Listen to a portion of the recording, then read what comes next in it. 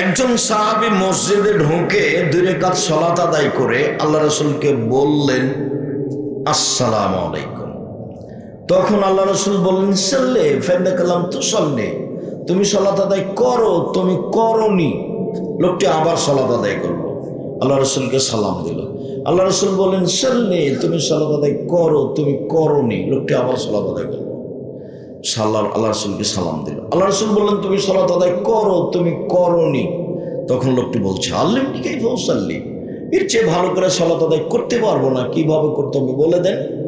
আর রুকু সিজদায় ভুল ছিল।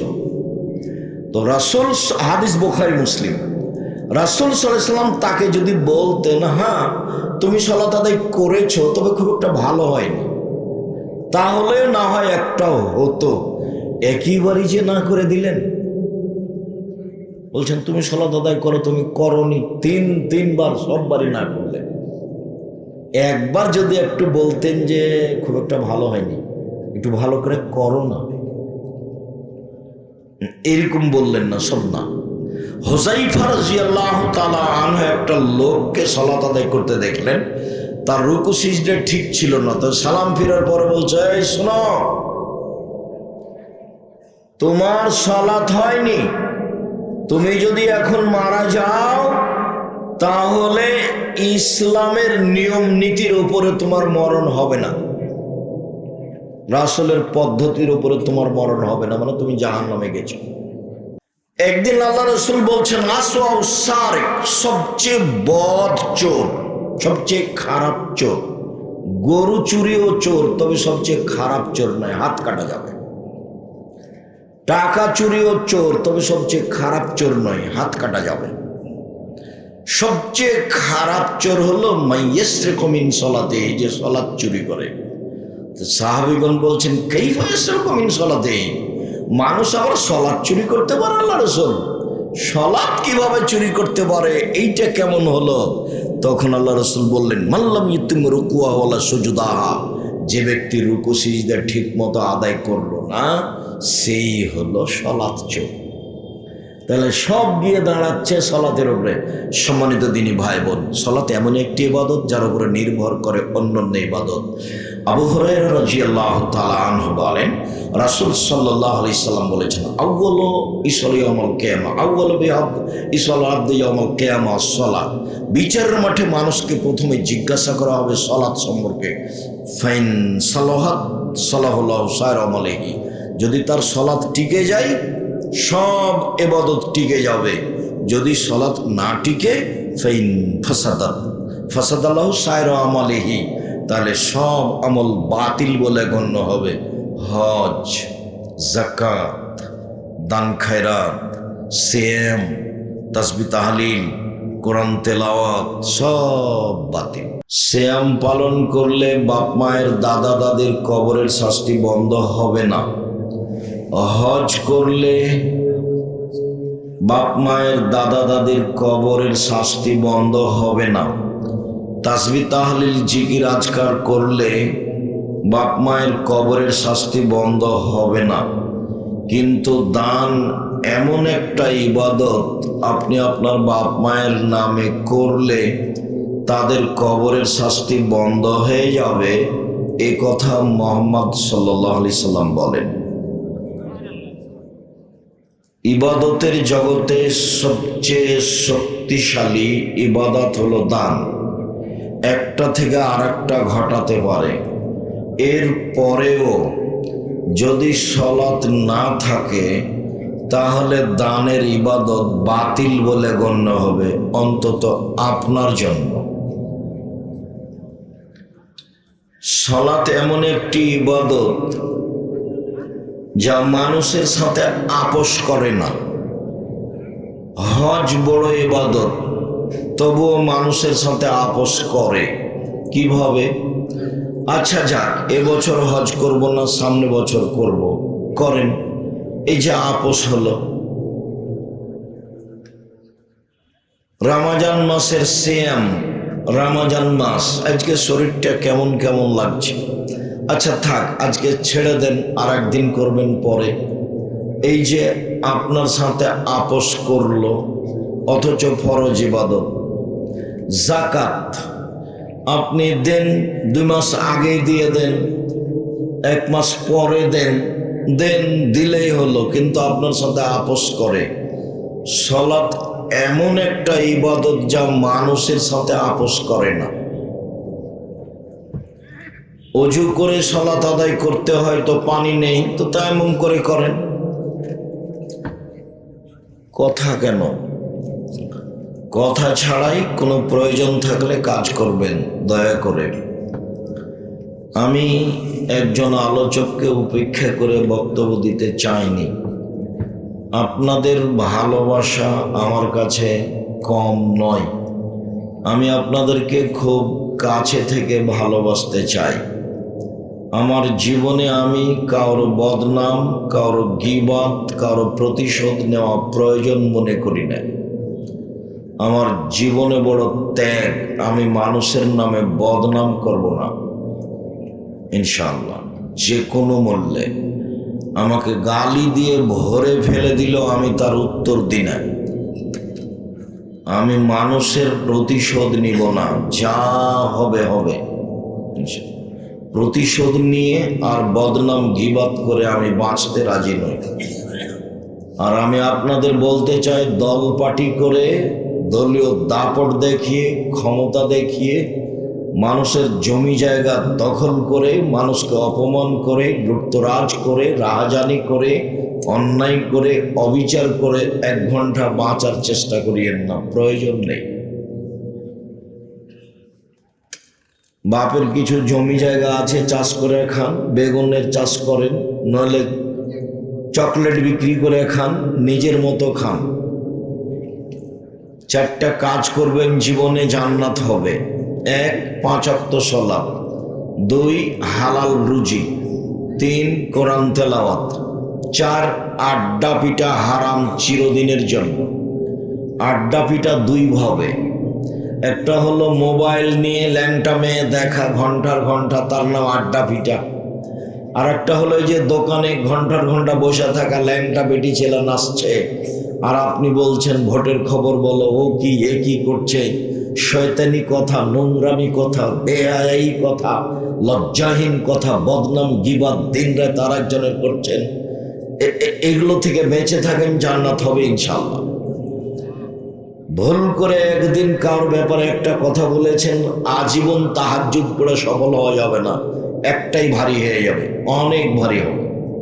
আল্লাহ নবী বলছেন, মানুষ না বুঝে কতগুলো কথা বলে দেয়, যার ফলাফল জাহান্নাম, কোনটা দিয়ে আর সেটা আদায় হবে না। আমি 12 আর 6 24 তারিখ থেকে 22 তারিখ থেকে আমি 11 তারিখ পর্যন্ত লন্ডনে থাকলাম। প্রায় বহু জায়গায় ঘুরলাম। কোন বিবাহ করলো চাঁদা দিতে হবে, বিবাহ করবি কেন, চাঁদা দে আগে। নোংরামি কত, ছেলে মেয়ে কেন মানুষ করছেন? আপনাকে তো আমি কোনোদিন ভালো বলিনি। আপনাকে দেখলে আমাকে খারাপ লাগে যখন আপনি বলেন রাস্তাঘাটে আহাল পরিবারের সামনে, ছেলেটা আমার খুব মেধাবী, গোল্ডেন পেয়েছে, ছেলে আমার খুব ভালো রেজাল্ট করেছে, ছেলে আমার বুয়েটে পড়ে, বড় ডাক্তার করব, বড় ইঞ্জিনিয়ার করব। ভালো, বড় ডাক্তার ওই সব কোম্পানির ওষুধ লিখে যে কোম্পানি তাকে টাকা দিয়েছে। তা আপনি ওকে মানুষ করলেন কেন? ও তো পশু, ও তো গরু ছাগল। বুঝে না ওরা, অন্তর আছে বুঝে না, দেখেও দেখে না ওরা, চক্ষু আছে দেখে না, শোনে না ওরা, কান আছে শোনে না। উলাইকা কাল আনাম, তারা পশু প্রাণীর মতো, তারা গরু ছাগলের মতো, তারা কুকুর শ্রীগেলের মতো, বালহুম আযাল, বরং তার চেয়ে খারাপ। আপনার ছেলে ডাক্তার হওয়ার পরে, ভালো ওষুধ জানার পরে, অন্য কোম্পানি টাকা দিয়েছে মর্মে যদি ঔষধ লিখে থাকে, তাহলে কুকুরের চেয়ে খারাপ। ওকে কেন মানুষ করেছে? ওকে কেন মানুষ করেছে? কে বললো ও মেধাবী? জাতির কি করতে পারে?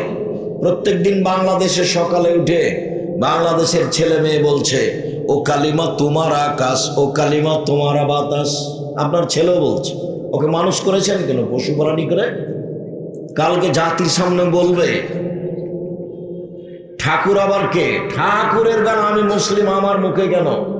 আমি মুসলিম চিররণবীর, মরণকে করি না ভয়, মরলে শহীদ বাঁচলে গাজী আবু ভাই ওমর সামান। ঠাকুরের গান বন্ধ করতে হবে। ঠাকুর বাঙালিদের শত্রু, ঠাকুর ঢাকা বিশ্ববিদ্যালয়ের শত্রু, ঠাকুর মুসলমানের শত্রু। ঠাকুর যেদিন মুসলমান যেদিন ভারত বাংলাদেশ পাকিস্তানে ইংরেজদের হাতে লজ্জিত, অপমানিত, লাঞ্ছিত, জেল হাজতে, সেদিন ঠাকুর লন্ডনে মুচ পাকায়। সেই ঠাকুরের গান আমার ছেলে বলে আমি এই জন্য ছেলে মানুষ করেছি, আমার ছেলে ঠাকুরের গান বন্ধ করবে। এদেশের চাঁদাবাজির, লুটতরাজ, অরাজকতা, অন্যায়, অবিচার, রাহাজানি বন্ধ করবে, সেই জন্য আমি ছেলে মানুষ করেছি। তার নাম মেধাভাব। কি দেখাতে চান আপনি? দিন রাত বলেন স্বামী স্ত্রী, মানুষের সামনে গল্প করেন, এর সামনে গল্প করেন, ওর সামনে গল্প করেন। মেয়ে আমার মাস্টার ডিগ্রি পাস, মেয়ে আমার বড় ডাক্তার, মেয়েরা আমার অমুক জায়গাতে পড়ে, ঢাকা বিশ্ববিদ্যালয় পড়ে। ওগুলো কি বলতে চান আপনি? কি দেখান?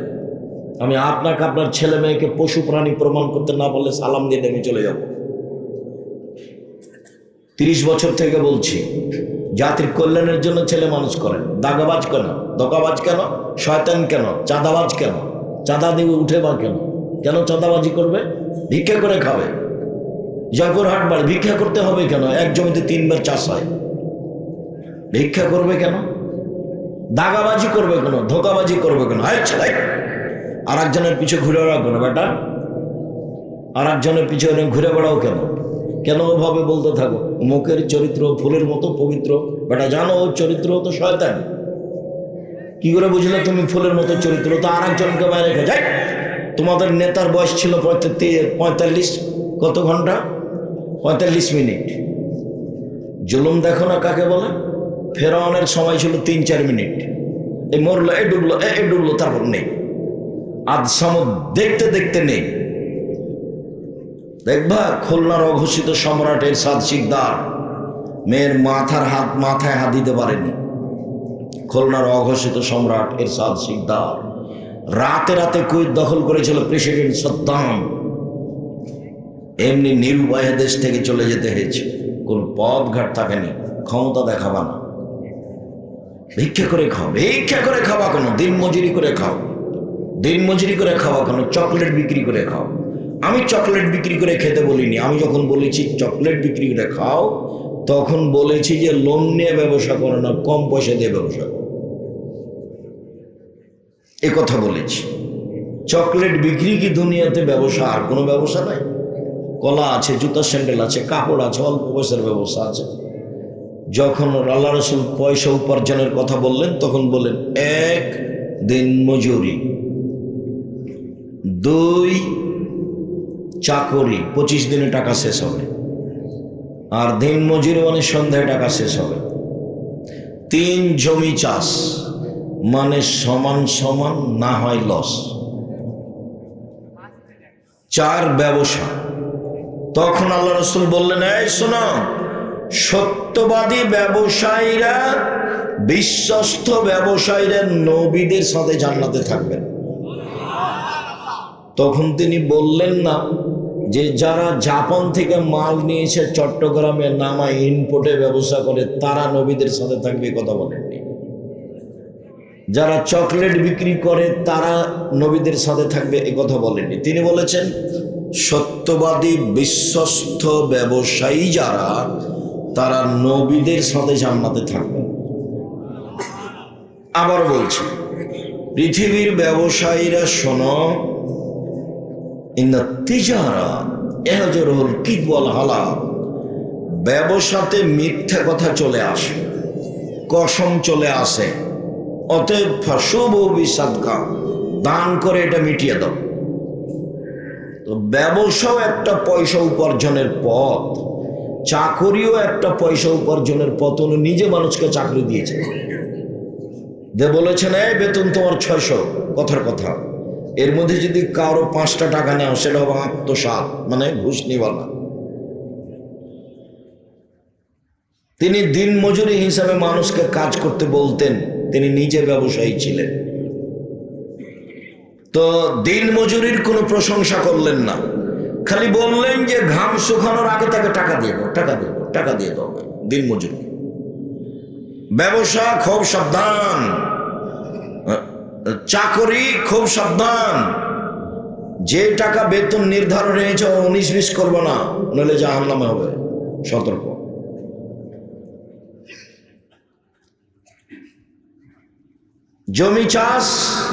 জমি চাষ করো কেন?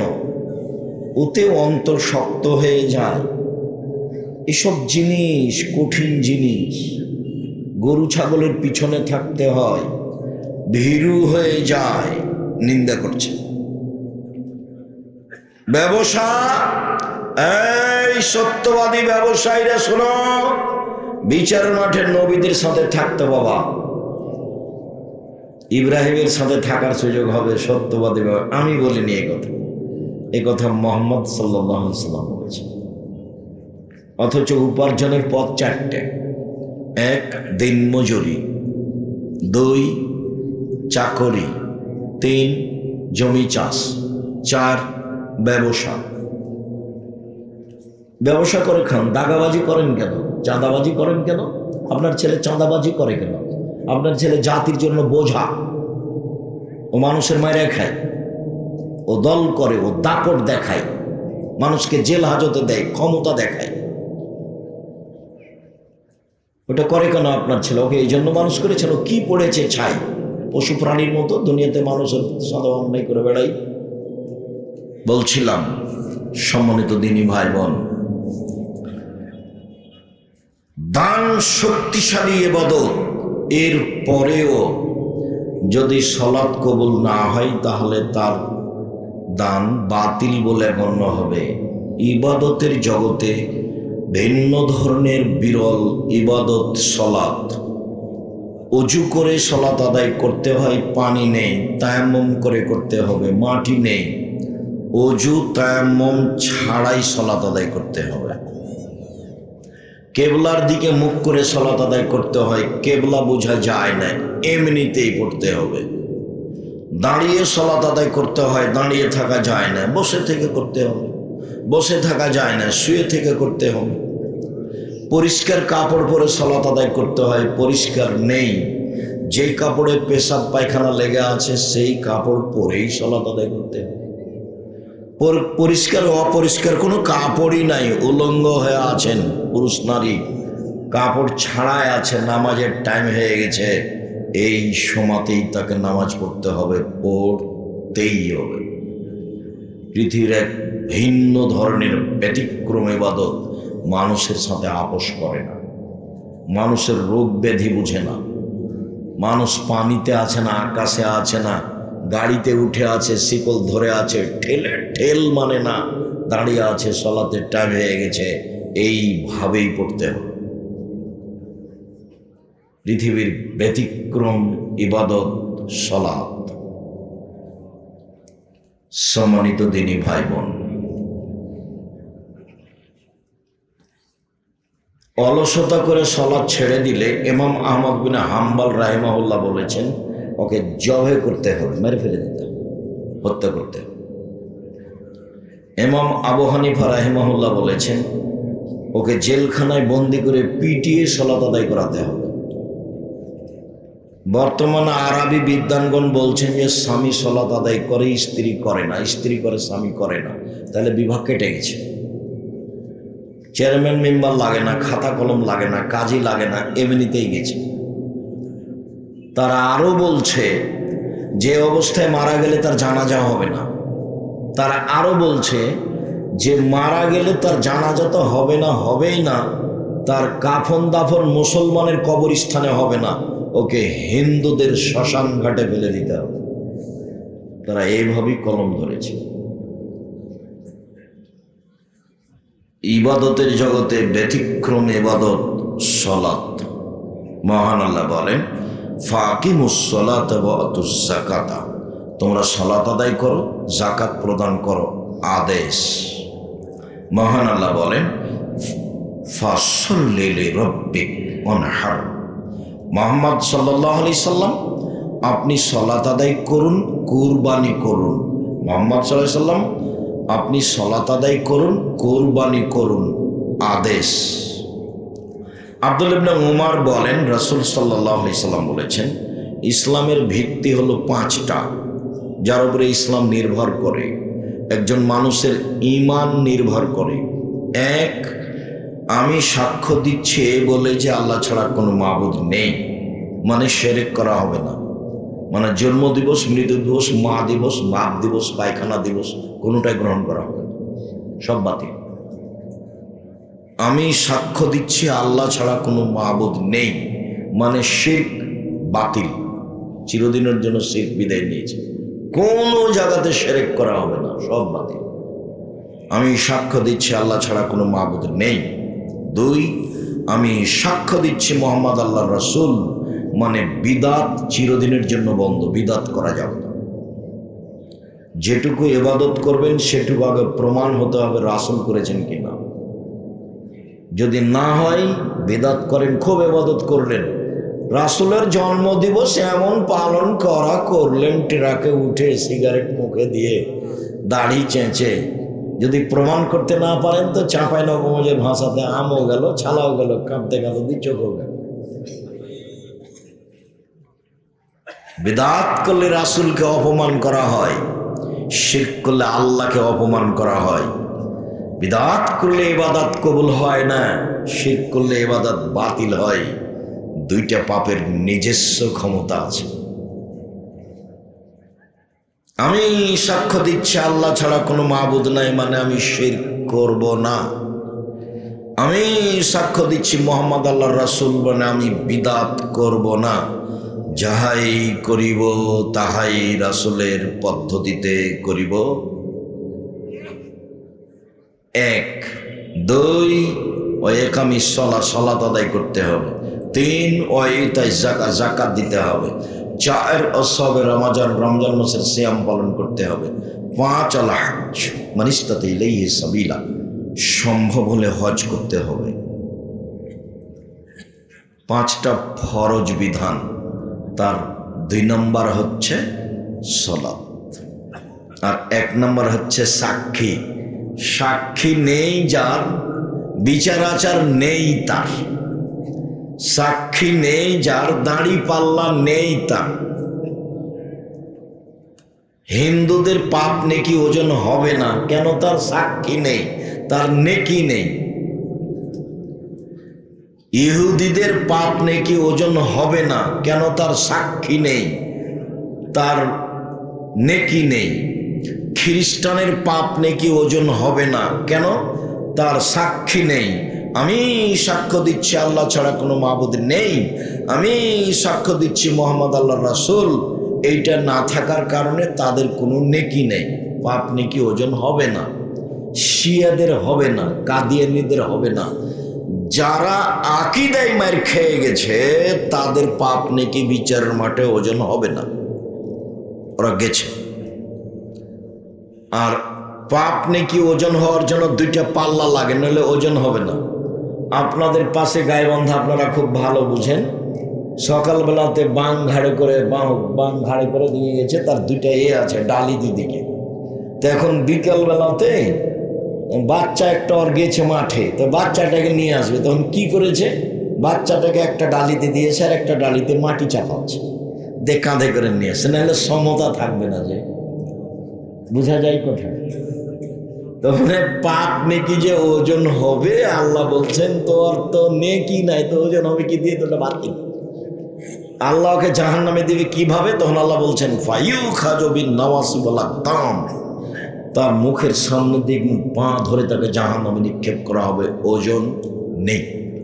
ফালানুকিমু লাহুম ইয়াওমাল কিয়ামাতি ওয়াজনা, ওদের আমি পাপ নেকি ওজন করব না। শুনুন, সালাত ফরজ বিধান, যে কোনো মূল্যে মানতে হবে, মানতেই হবে।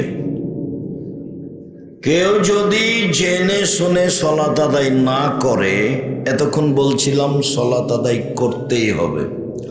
কেউ যদি জেনে শুনে সালাত আদায় না করে, তার ব্যাপারে রাসূল সাল্লাল্লাহু আলাইহি ওয়াসাল্লাম বলেন বেনাল আবদি ওয়া বেনাল কুরবে তারকুস সালাত, মুসলমান এবং কাফের মধ্যে পার্থক্য হচ্ছে সালাত ছেড়ে দেওয়া। যে সালাত আদায় করে সে মুসলমান, যে করে না সে কাফের। রাসূল সাল্লাল্লাহু আলাইহি ওয়াসাল্লাম বলেন, মান তারাকা সালাতা মুতাআম্মিদান ফাকাদ কাফারা। কেউ যদি ইচ্ছাকৃত সালাত ছেড়ে দেয় তাহলে কাফের হয়ে গেল। আসহাবু মুহাম্মাদিন সাল্লাল্লাহু আলাইহি সাল্লাম লা ইয়ারুনা তারকুহু কুফরুন গায়রা সালাত। সাহাবীগণ সালাত ব্যতীত অন্য কোনো ফরজ বিধান ছেড়ে দিলে কাফের মনে করতেন না, মনে করতেন বড় পাপী। যাকাত ছেড়ে দিয়েছে, বড় পাপী, কখন দিবে দিবে দিবে দেখ। হজ যায় না কেন, টাকা আছে যায় না কেন, জমি আছে জায়গা আছে, জয়পুরের বাড়ি, অনেক শস্য আদি হয়, দেরি করছে কেন, তো পাপী, ও কাফের হয়নি। সাহাবীগণ যে কোনো বড় বিধান ছেড়ে দিলে কাফের মনে করতেন না। তবে সালাত ছেড়ে দিলে সাহাবীগণ তাকে কাফের মনে করতেন। এই কারণেই ইমাম আহমদ ইবনে হাম্বল রাহিমাহুল্লাহ তাকে হত্যা করতে হবে বলে ঘোষণা দিয়েছেন। চলেন, সংক্ষিপ্ত বুঝলাম সালাত আদায় করতেই হবে, তারপরে বুঝলাম সালাত আদায় করে না যে সে কাফের, তারপরে বুঝি সালাত আদায় করে কিন্তু রাসূলের পদ্ধতিতে করে না, তখন কি হবে। চলেন দেখি। আল্লাহ তাআলা বলেন, ফাওয়াইলুল লিল মুসাল্লিন আল্লাযীনা হুম সালাতিহিম সাহুন। যারা অমনোযোগ সহকারে সালাত আদায় করে, এমনিতে দাঁড়ায় যায় আসে, ভালোবাসা নেই, আর না হলে নিয়ম নেই, পদ্ধতি নেই, হোমসি গেলি করে, এরা ওয়াইল নামক জাহান্নামে যাবে নিশ্চিত। এরা জাহান্নামী, আল্লাহ বলছে। সালাত আদায় করেও জাহান্নামে যাবে, আল্লাহ বলছে। আবু হুরায়রা রাদিয়াল্লাহু তাআলা আনহু বলেন, রাসূল সাল্লাল্লাহু আলাইহি সাল্লাম বলেছেন, মান হাফাজা আলাইহা তাকুনু লাহু ইয়াউমাল কিয়ামা নূরান ওয়া বুরহানান নাজাতান ইয়াউমাল কিয়ামা। কে যদি ঠিকঠাক সালাত আদায় করে, নিয়ম মাফিক করে, সময় মতো করে, তাহলে এই সালাত তার জন্য বিচারের মাঠে আলো হবে, দলিল হবে, বাঁচার মাধ্যম হবে। আল্লাহ ইহাফিজ আলাইহা। আর যে ব্যক্তি ঠিকঠাক সালাত আদায় করবে না, নিয়ম মতো করবে না, রুকু সিজদা ঠিক মতো করবে না, ইন্নাহু ইয়াউমাল কিয়ামা মা ফিরআউন ওয়া হামান ওয়া উবাই ইবনে খালফ। ও বিচারের মাঠে ফেরাউনের সাথে থাকবে। নাউজুবিল্লাহ। পৃথিবীতে সবচেয়ে বড় বদ মানুষ ফেরাউন। এত বড় বদ মানুষ পৃথিবীর ইতিহাসে কেউ জন্ম নেয়নি। অনেকে আল্লাহ দাবি করেছে, কিন্তু এরটা ভিন্ন ধরনের। এর দাবিগুলো আল্লাহ কোরআন মাজিদে উল্লেখ করেছে। এ একবার বলছে, মুসা লাইনিত্তাখাযতা ইলাহান গায়রি লাজালান্নাকা মিনাল মাসজুনিন। মুসা, তুমি আমাকে বাদ দিয়ে কাউকে যদি আল্লাহ বলে দাবি করো, তাহলে তোমাকে আমি জেলখানায় বন্দি করে দেব মুসা। একবার বলছে ফেরাউন, মুসা মা আলিমতু লাকুম মিন ইলাহিন গায়রি, আমি ব্যতীত তোমাদের কেউ আল্লাহ আছে এটা আমি জানি না। একদা ফেরাউন বলছে, আনা রব্বুকুমুল আলা, আমি হচ্ছে তোমাদের সবচেয়ে বড় প্রতিপালক, সবচেয়ে বড় আল্লাহ। এগুলো ফেরাউনের বক্তব্য। আমি আর মিশরে ফেরাউনের লাশের পাশ দিয়ে ঘুরছিলাম, তখন বলছিলাম, তুমি কি সে ফেরাউন যে বলছিল যে আমি আল্লাহ? আসলেই কি তুমি? আল্লাহ ভালো।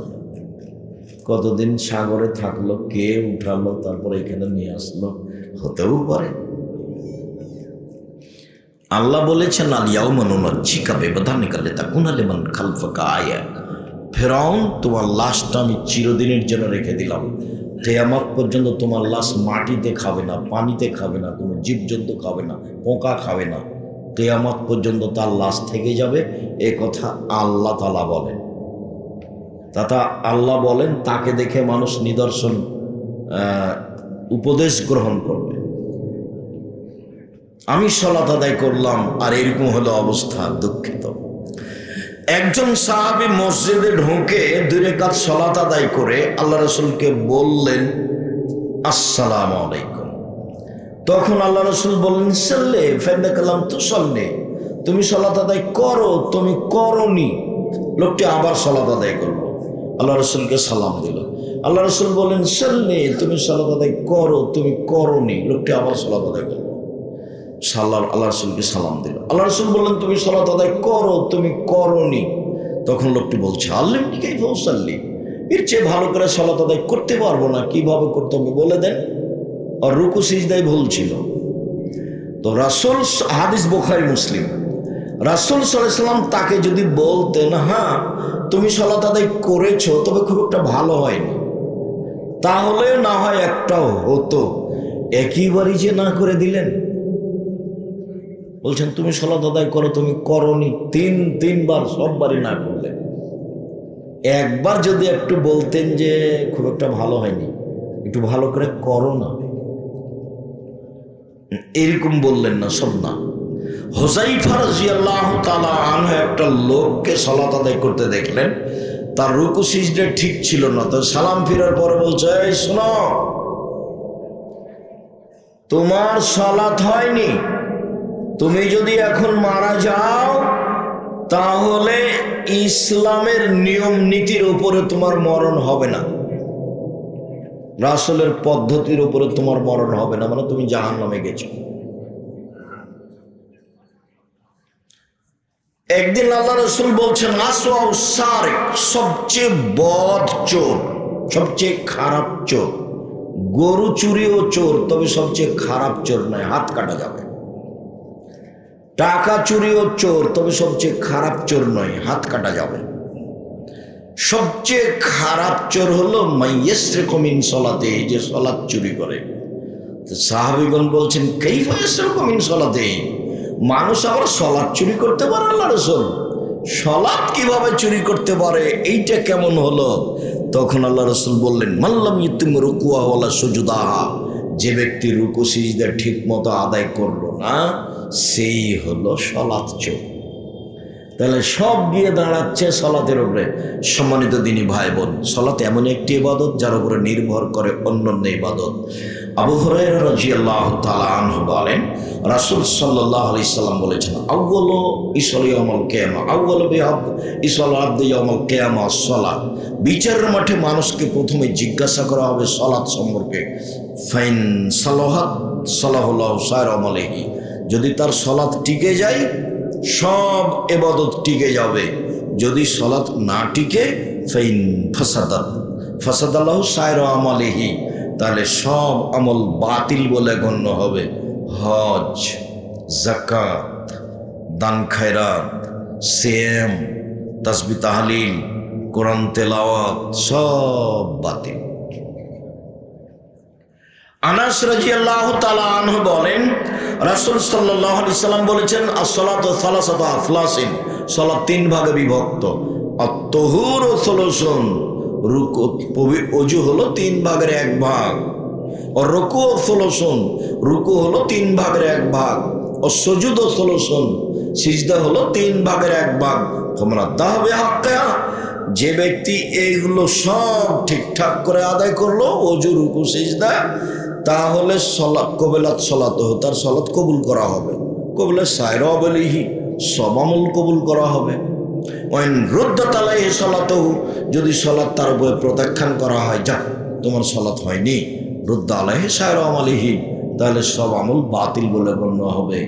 এ কথা মুহাম্মদ সাল্লাল্লাহু আলাইহি ওয়াসাল্লাম বলেন।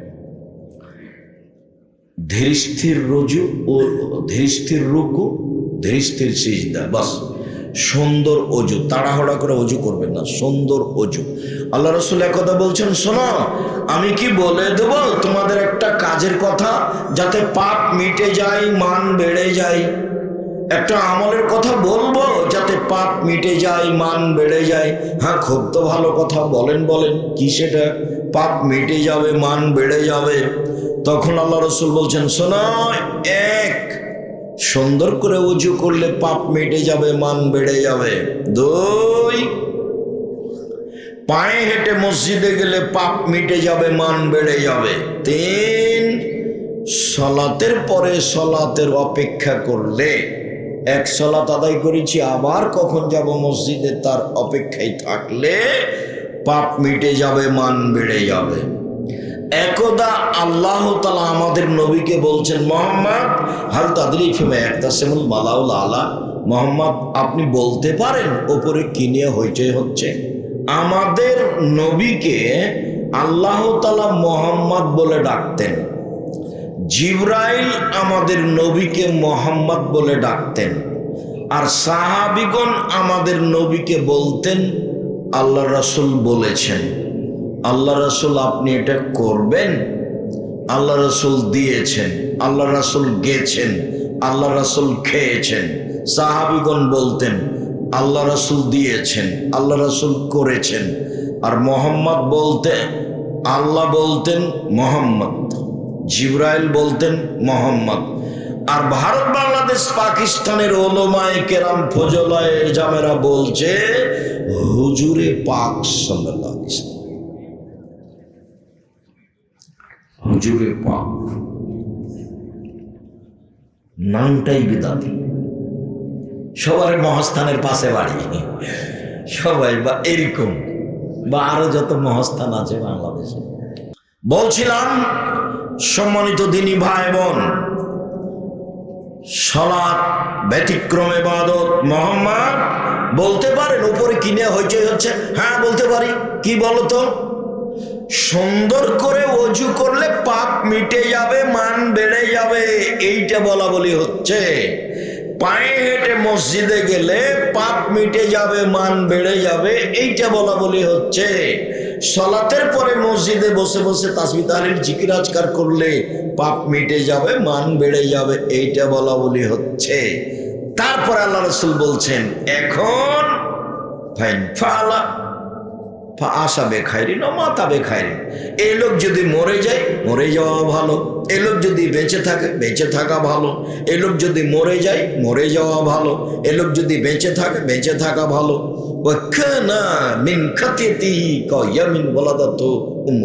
তারপরে লোকটা ওই দিনের মতো হয়ে যায় যেদিন তার মা তাকে জন্ম দিয়েছেন, নিষ্পাপ হয়ে যায়। কি আমল? এক, সুন্দর করে ওযু। দুই, পায়ে হেঁটে মসজিদ। তিন, সালাতের পরে জিকির। সালাম দিয়ে লাভ দিয়ে উঠলেন কেন? জুমার দিনে সবার পরে গেছে দিয়ে সবার আগে আসার জন্য হুড়াহুড়ি করছে। শরম হয় না? সালাত ফাজলামি করো সালাতের সাথে। উমর রাদিয়াল্লাহু তাআলা বেঁচে থাকলে তোমাকে ওরে ঘর ধরে বসিয়ে দিত, আর শতকরা 95 জন 98 জন বক্তার আজীবন জেল হতো, কেউ বাইরে থাকতো না। বক্তৃতা একটা পেশার মধ্যে চলে এসেছে। শেষে চলে আসলাম। রাসূল সাল্লাল্লাহু আলাইহি ওয়াসাল্লাম বলেন, সাল্লু কামা রাআইতুমুনি উসাল্লি। সবাই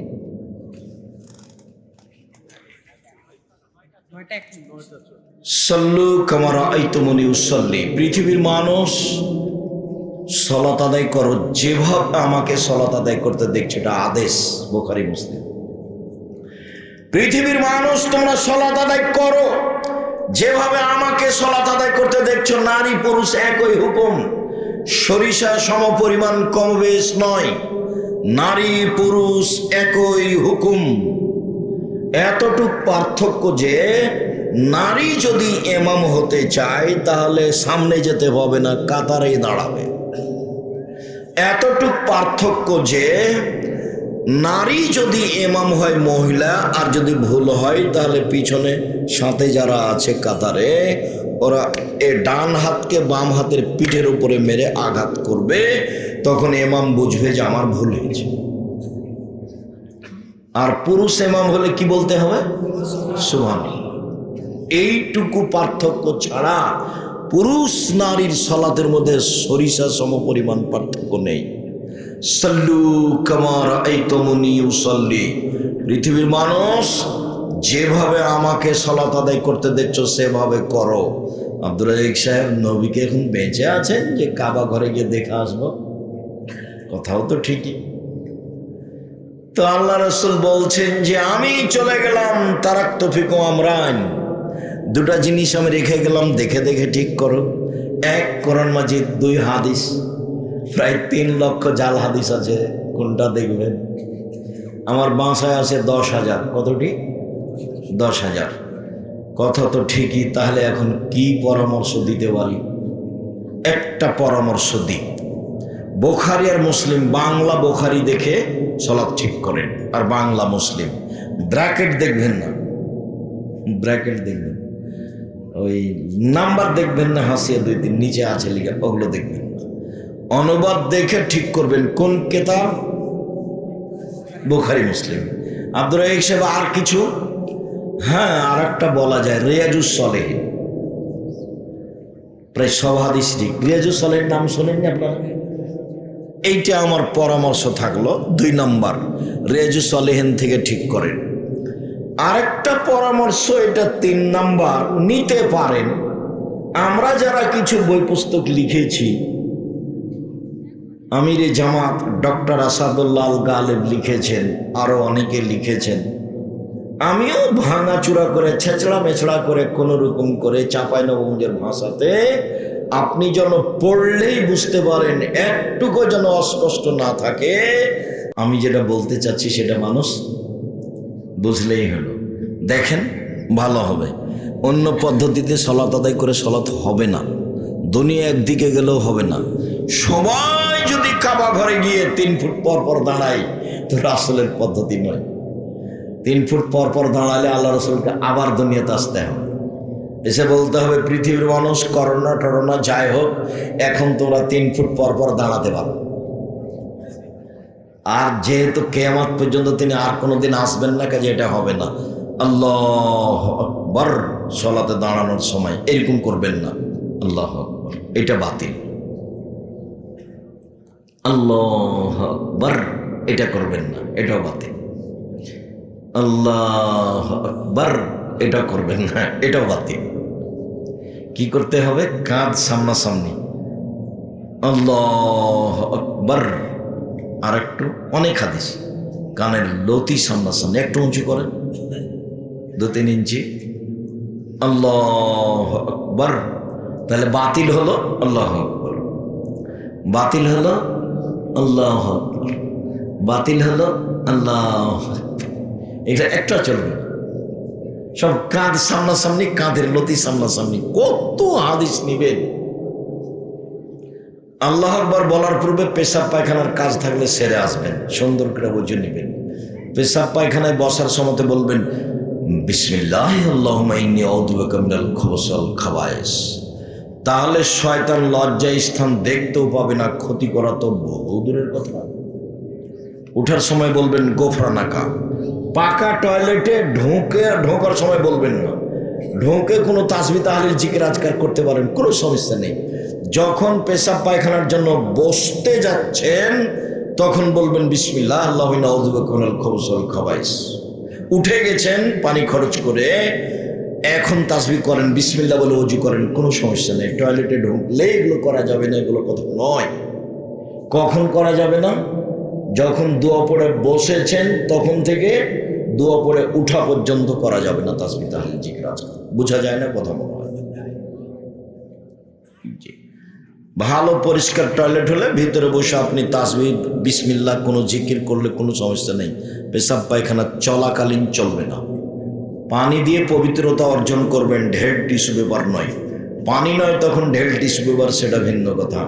ঢেল টিস্যু পেপার নিয়ে 40 কদম হাঁটবেন না, এটা নোংরামি। আর পায়ের উপরে পা উঠাবেন না, এটা বেহায়াই। খক খক করে কাশবেন না, এটা আর একটা বেহায়াই। অতই যদি পবিত্র হওয়া লাগে আপনাকে, তো আপনার বউ কেন একদিনও হয় না? শুধু একাই জান্নাতে যেতে চান?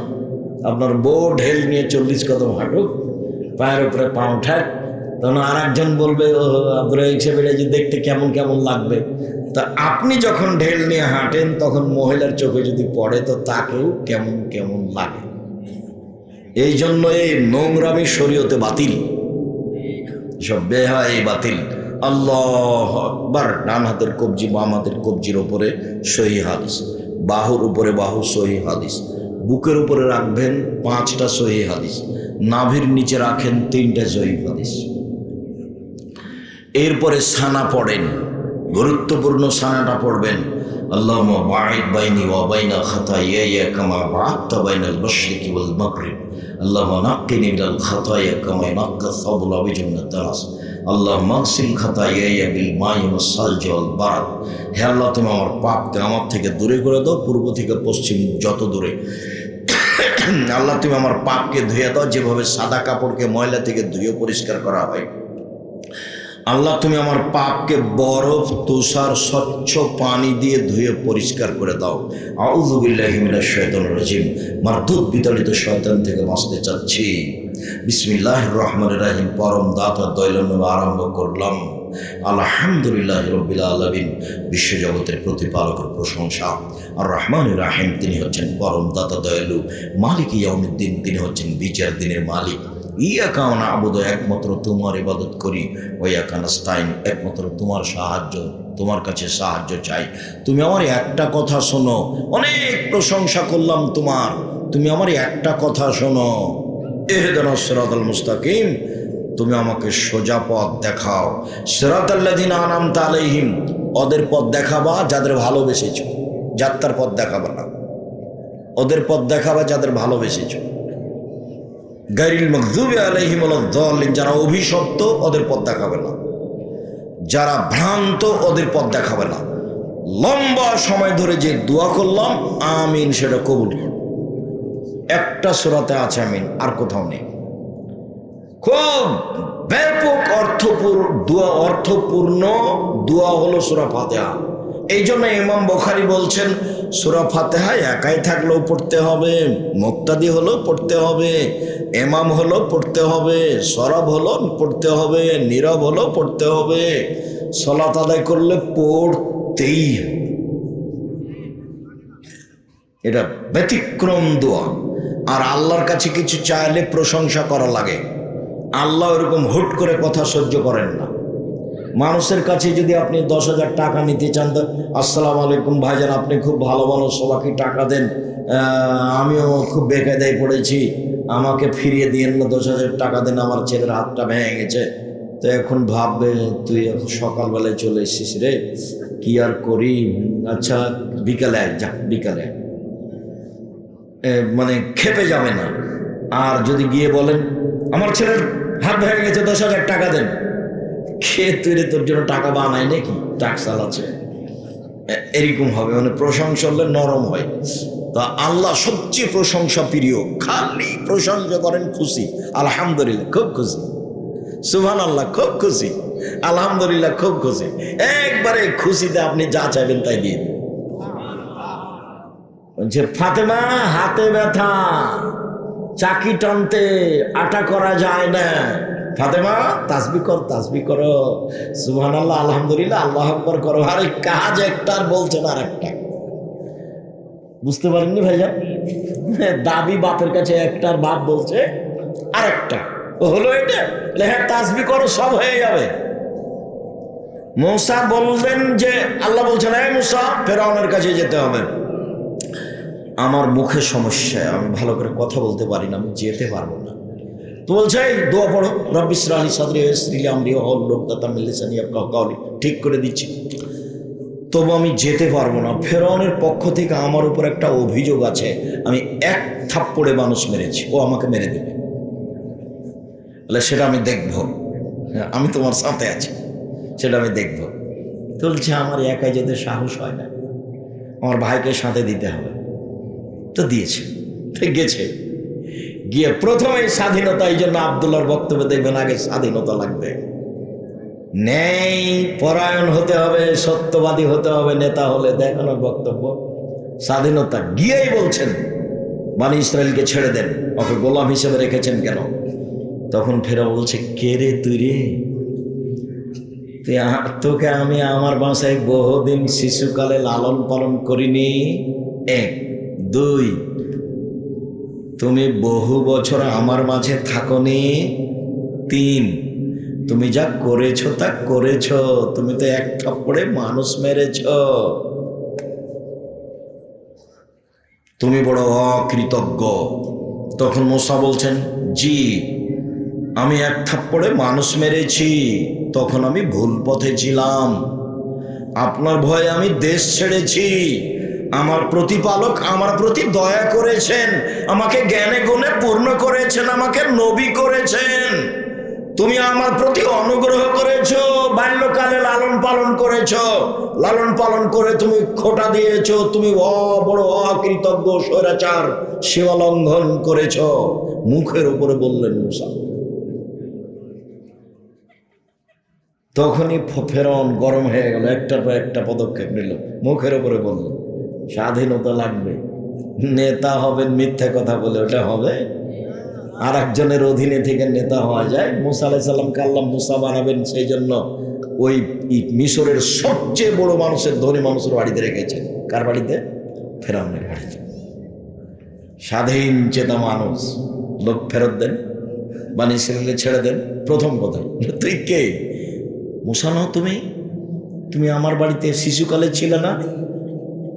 তোমাকে আমি লালন পালন করে এলো খোটা। এটা একটু পরে মুসা আলাইহিস সালাম বলবেন, এই তুমি আমাকে খোটা দিয়েছ, তুমি আমার প্রতি অনুগ্রহ করে খোটা দিয়েছ। বিসমিল্লাহির রহমানির রহিম, পরম দাতা দয়ালু, আরম্ভ করছি। কুল হুয়াল্লাহু আহাদ, হে নবী আপনি বলুন, আল্লাহ এক, আল্লাহু সামাদ, তিনি নিরপেক্ষ মুখাপেক্ষীহীন। লাম ইয়ালিদ, তিনি কাউকে জন্ম দেননি। ওয়া লাম ইয়াকুল লাহু কুফুওয়ান আহাদ, তার সমকক্ষ কেউ নেই। আল্লাহু আকবার। ওই পর্যন্ত হাত উঠিয়ে আপনি রুকুতে যান। রুকুতে যাওয়ার পূর্বে কয়েকটা কথা। হাঁটুটি রডের মতো সোজা থাকবে, আঙ্গুলগুলো খোলা খোলা থাকবে, হাঁটু চেপে ধরে থাকবেন, মাথা উঁচুও হবে না নিচুও হবে না, একবারে সোজা হয়ে থাকবে পিঠের লম্বা হাতটা। হাত রডের মতো সোজা হয়ে থাকবে, হাত, মাথা উঁচুও হবে না নিচুও হবে না। বলেন সুবহান কুদ্দুসুন রব্বুল মালাইকাতুর রূহ যতবার পারেন। বলেন সুবহান রাব্বিল আযীম যতবার পারেন।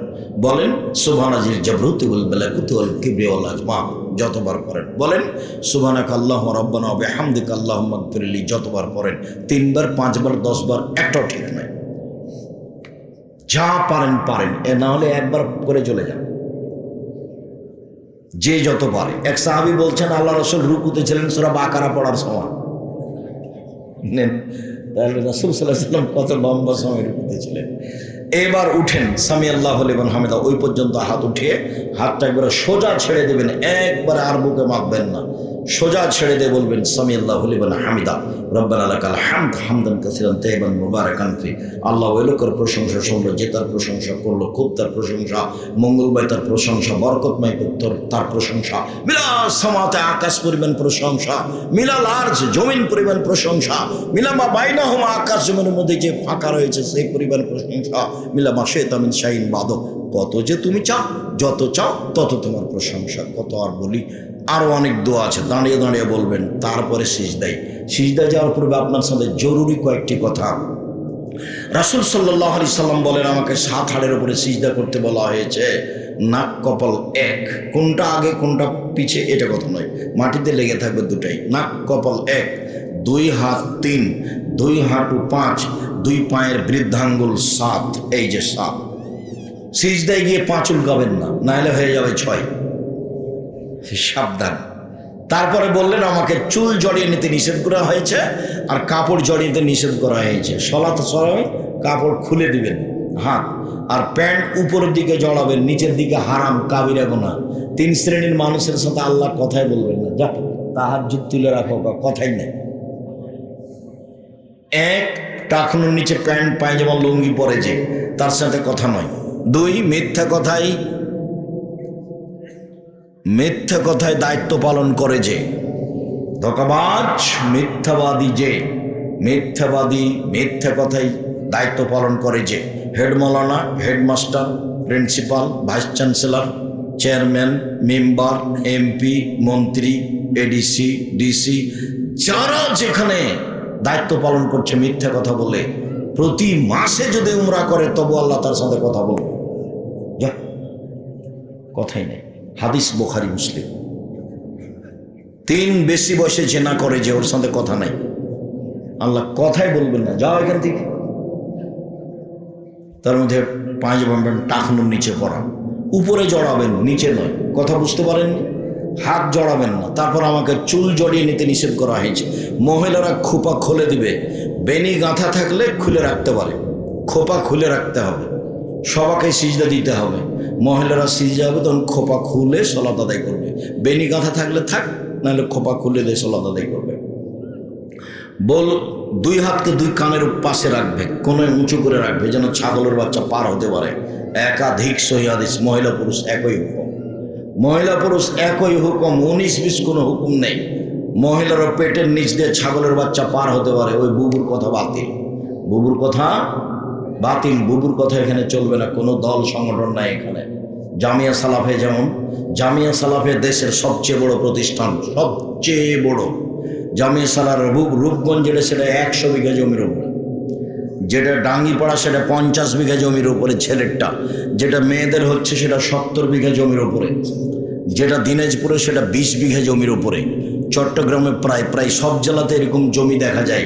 5000 ছেলে মেয়ে পড়াশোনা করতো, 25-26 বেশি হয়েছে।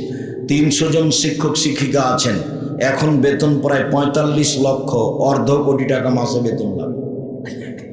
দেশের সবচেয়ে বড় প্রতিষ্ঠান জামিয়া সালাফিয়া, শিরক মুক্ত প্রতিষ্ঠান জামিয়া সালাফিয়া, বিদাত মুক্ত প্রতিষ্ঠান জামিয়া সালাফিয়া, দল মুক্ত প্রতিষ্ঠান জামিয়া সালাফিয়া, সংগঠন মুক্ত প্রতিষ্ঠান জামিয়া সালাফিয়া, হিংসা মুক্ত প্রতিষ্ঠান জামিয়া সালাফিয়া। কেউ কারো বিরুদ্ধে মুখ খুলতে পারবে না। অফিসে প্রায় 60-70-80 জন শিক্ষক বসে আছেন, কেউ কারো ব্যাপারে মুখ খুলতে পারবে না, মুখ খোলা নিষেধ। কেউ কারো পক্ষে কথা বলতে পারবে না। দলাদলি সংগঠন এটা আগে বিদায় করে দেয়, দরজায় ঢুকতে হবে গেটে। ওর নাম জামিয়া সালাফে। খুব সাবধান, কোনো কথা নেই, কারো কথা নেই। মাথাকে একবারে খালি রেখে সালাত আদায় করবেন, খালি জেহেন। কারো প্রতি ভালোবাসা নেই, মাত্র ভালোবাসা আল্লাহ এবং আল্লাহ রাসূল। কে? আল্লাহ এবং আল্লাহ রাসূল। আব্দুর রাজ্জাক সাহেবকে খুব ভালোবাসে, আরে দেখি বাম হাতে পানি খাচ্ছে। ইন্না লিল্লাহি ওয়া ইন্না ইলাইহি রাজিউন। আমিও কি বাম হাতে পানি খাবো? তা তো হতে পারে না। আব্দুর রাজ্জাক সাহেব কোরআন হাদিস কথা বললে আছি, যদি না বলে তো নেই। ভালোবাসি, ওনাকে ভালোবাসি, সুযোগ পেলে একটু খাওয়াবো, ওনাকে অনুসরণ করি না। অনুসরণের মাত্র মানুষ একজন, কে? মুহাম্মদ সাল্লাল্লাহু আলাইহি সাল্লাম। সিজদাই সুবহান রাব্বিল আলা যতবার ইচ্ছে, সুবহান কুদ্দুসুম রব্বুল মালাইকাতুর রূহ যতবার ইচ্ছে, সুবহানাকাল্লাহুম্মা রাব্বানা ওয়া বিহামদিকা আল্লাহুম্মা ইগফিরলি যতবার ইচ্ছে, আল্লাহুম্মা ইগফিরলি জামবি কুল্লাহু দিক্কাহু জুল্লাহু ওয়াল্লাহু আকরাহু লা নিয়াতু সিররা। আরও যত দোয়া হাদিসের মুখস্থ আছে সব বলে নেন। আল্লাহুম্মা ইন্নাকা আফুউন তুহিব্বুল আফওয়া ফা'ফু আননি। যা পারেন বলেন। সিজদায় উঠে আসেন, কোরআন পড়বেন না, রুকুতে এবং সিজদায় কোরআন মাজিদ পড়বেন না। উঠে আসেন, আল্লাহুম্মা ইগফিরলি ওয়ারহামনি ওয়াহদিনি ওয়াফিনি ওয়ারজুকনি। আবার সিজদা করেন, এগুলো সব বলেন। আবার উঠে আসেন, এটা আত্তাহিয়াতের বৈঠক।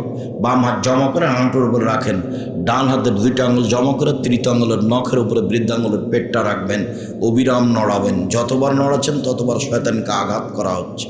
বাম পায়ের পাতার উপরে বসে থাকবেন, ডান পা খাড়া করে রাখবেন। এবার সালামের বৈঠক, বাম পাকে একবারে ডান দিক দিয়ে বের করে দিবেন, তারপর ডান পা খাড়া করে রাখবেন, আঙ্গুলটা কেবলামুখী থাকবে। আত্তাহিয়াত, তারপর দুরুদ, তারপর দোয়ায়ে মাসুরা। দোয়ায়ে মাসুরার পরে আমার একটা পরামর্শ আছে, বলেন তো সেটা কি? রব্বিরহামহুমা কামা রাব্বায়ানি সাগীরা। আরও বলেন, যা মন চায়। রাসূল সাল্লাল্লাহু আলাইহি সাল্লাম বললেন, তোমার যত দোয়া পড়ার মনে আছে সব পড়ো সালামের বৈঠকে, তুমি তোমার মতো পড়ো, যা পারো পড়ো। আমার এটা পরামর্শ, আমারটা এটা করতে হবে তা নয়। আজীবন পিতামাতার জমি জায়গা অর্থ সম্পদ ভোগ করলাম, তার স্নেহ নিয়ে যত্ন নিয়ে বড় হলাম, কিছুই করতে পারলাম না, অন্তত এইটুকু বলি যে রব্বিরহামহুমা কামা রাব্বায়ানি সাগীরা। আসসালামু আলাইকুম রহমতুল্লাহ, আসসালামু আলাইকুম রহমতুল্লাহ। এরপরে যা হবে জিকির। সম্মানিত দিনী ভাই বোন, মনে কিছু নিয়েন না, আমি একজনকে উপেক্ষা করে কথা বলছি, আমিও কষ্ট পাচ্ছি। তারপরেও প্রোগ্রাম এভাবেই সাজানো হয়েছে যা আমার জানা ছিল না। আর অ্যাক্সিডেন্ট হয়েছে এটাই ঠিক, অ্যাক্সিডেন্টে আমরা ভালো নিরাপদে ছিলাম, আমাদের কোনো কিছুই সমস্যা হয়নি। গাড়ি বড় ধরনের ক্ষতিগ্রস্ত হয়েছে। আল্লাহ আমাদের যারা মারা গেছে তুমি তাদের কবরের শাস্তি মাফ করো। আমরা যারা অসুস্থ তুমি তাদের আরোগ্য দান করো। আমরা যারা বেঁচে আছি তুমি তাদেরকে তোমার রাসূলের পদ্ধতি অনুযায়ী চলার তৌফিক দান করো। ও নাইনে রাসূল সাল্লাল্লাহু আলাইহি ওয়াসাল্লাম দোয়া অধ্যায়, কোথাও দোয়া মুখস্থ করার জন্য যেতে হবে না। অনেক দিন আগে যেটা দিয়েছি সেটা ব্যবহার করেন। আর যে রাসূল সাল্লাল্লাহু আলাইহি ওয়াসাল্লামের সালাত যেটা বইটা এভাবে এরকম, যেটা আমি একবারে হাতে নাতে অক্ষর অক্ষর করে লিখেছি, সেটা সালাতুর রাসূল, এটার উপদেশ। আর আব্দুল্লাহর বইটা আছে কিনা, আল্লাহর পথে যাত্রা, গেটে আপনারা দেখেন। আমি 2-4 মিনিট অপেক্ষা করতে পারি, সময়ের খবর বলতে পারছি না। আমি আমার পক্ষ থেকে কথা শেষ করলাম। সুবহানাকা আল্লাহুম্মা ওয়া বিহামদিকা, সুবহানাকা আল্লাহুম্মা ওয়া বিহামদিকা, আশহাদু আল্লা ইলাহা ইল্লা আনতা, আস্তাগফিরুকা ওয়া আতুবু ইলাইক। আসসালামু আলাইকুম ওয়া রাহমাতুল্লাহ।